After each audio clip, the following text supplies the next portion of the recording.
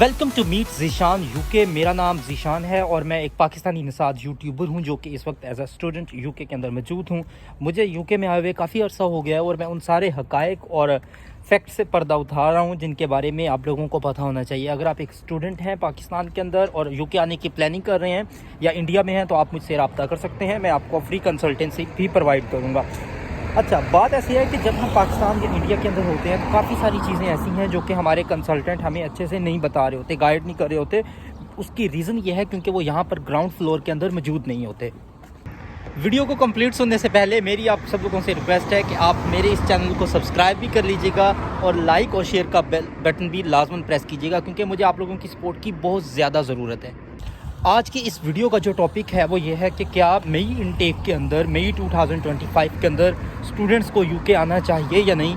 क्या यूके में आना अभी भी वर्थ है या नहीं। क्या यूके के क्या हालात हैं, जॉब्स मार्केट कैसी हैं, can you find the jobs in the UK or not. तो यूके के अंदर जॉब्स मिल रही हैं, क्या सीन है, तो क्या बच्चों को ये डिसीजन लेना चाहिए या नहीं। तो आज की इस वीडियो के अंदर हम इन सारे हक़ाइक़ से पर्दा उठाएंगे। सबसे पहली बात तो ये कि हमें ये देखना है कि क्या यूके के अलावा हमें और कौन कौन सी कंट्रीज़ जो हैं वो इस वक्त वीज़ास प्रोवाइड कर रही हैं। तो सबसे पहले अगर हम ऑस्ट्रेलिया को देखें तो उसकी जो वीज़ा रेशो है वो बहुत ही ज़्यादा कम है, बहुत ही ज़्यादा डाउन है।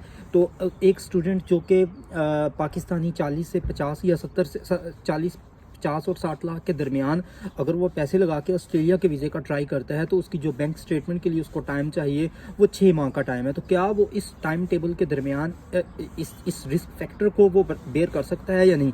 अगर तो एक ऐसा स्टूडेंट जो कि इस रिस्क फैक्टर को बेयर कर सकता है कि 6 माह के स्टेटमेंट के जो उसके पैसे हैं वो ज़ाया हो सकते हैं, तो आई वुड रिकमेंड कि आपको सबसे पहले क्या करना है, आपको ऑस्ट्रेलिया का वीज़ा ही ट्राई करें क्योंकि ऑस्ट्रेलिया में स्टूडेंट्स के ऊपर जो रिस्ट्रिक्शंस हैं वो बहुत कम है और वहाँ पर स्टूडेंट्स के लिए कुछ ऐसे बेनिफिट्स मौजूद हैं जो कि as compare to the UK में मौजूद नहीं है। लेकिन साथ ही दूसरी बात हम ये इसको भी डिस्कस करते हैं कि ऐसा बच्चा जिसके पास रिस्क उठाने की कोई अपॉर्चुनिटी नहीं है, कोई चांसेस नहीं है, तो फिर उसको क्या करना चाहिए। क्या उसको फिर यूके में अप्लाई कर देना चाहिए या नहीं। और दूसरी बात, दूसरा कंपैरिजन जो है वो हमारा कनाडा के साथ है। तो कनाडा का जो वीज़ा प्रोसेस का टाइम टेबल है वो भी बहुत ज़्यादा लेंथी है। उसके अंदर भी स्टूडेंट को इस हवाले से काफ़ी ज़्यादा प्रॉब्लम्स फेस करने पड़ सकते हैं कि उनके वीज़ा रिजेक्शन की जो रेशो है वो बहुत ज़्यादा है। और कनाडा में जो वेदर है वो भी पाकिस्तानी और इंडियन कम्युनिटी लोगों के लिए बहुत ज़्यादा हार्श है क्योंकि वहाँ पर बहुत ज़्यादा ठंड है और बहुत ज़्यादा बर्फबारी होती है जो कि स्टूडेंट्स जो हैं वो उसको बर्दाश्त नहीं कर सकते। और उसके बाद आ जाते हैं हम यूएसए की तरफ। तो भाई यूएसए की जो वीज़ा रेशो है वो भी बहुत ज़्यादा कम है और हमारे स्टूडेंट्स के पास जो इस वक्त फर्स्ट ऑप्शन बचा हुआ है वो सिर्फ और सिर्फ यूके का ही बचता है, यूनाइटेड किंगडम का ही बचता है। इसके अलावा अगर आपसे बात की जाए यूरोपियन कंट्रीज़ की तो इट्स ऑल्सो यूरोपियन कंट्रीज़ को अगर हम देखें तो वहाँ पर भी हमारा जो वीज़ा रेशो है वो अच्छा नहीं है। हमें जल्दी से अपॉइंटमेंट्स नहीं मिल रही। जर्मनी के अंदर, इटली के अंदर अपॉइंटमेंट्स के बड़े रोले हैं। उसके अलावा पुर्तगाल है, स्पेन है, तो हम वहाँ पर वर्क वीज़ाज़ के लिए ट्राई कर सकते हैं। लेकिन फिर वही मसला है कि वहाँ पर पाकिस्तानियों के लिए या इंडियंस के लिए वीज़ा की जो रेशो है वहाँ से निकलना बहुत मुश्किल है। तो ओनली जो ऑप्शन फिर हमारे पास एट द एंड पर बचता है वो यूके का बचता है क्योंकि यूके के अंदर यहाँ पर आपके पास स्कैम्स का जो ख़तरा है वो बहुत कम है। और आप अगर पाकिस्तान से या इंडिया से या बांग्लादेश से निकलना चाह रहे हैं तो आप इजीली यहाँ से मूव कर सकते हैं और आप इस साइड पर ट्रैवल कर सकते हैं। ये एक सेफेस्ट कंट्री है। यहाँ का जो पाउंड का रेट है वो बहुत अच्छा है और यहाँ से फिर आपके पास जो ऑप्शंस हैं बाकी कंट्रीज़ के लिए वो ज़्यादा खुल जाते हैं।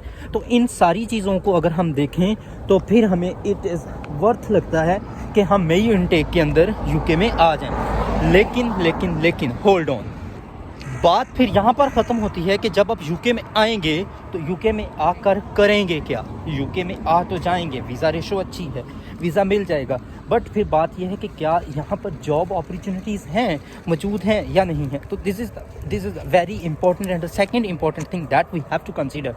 तो अगर इन चीज़ों को हम देखें तो फिर मैं उसके लिए आपको कहूँगा कि यूके आने से पहले you must have a skill और आपके पास लिंक्स होने चाहिए।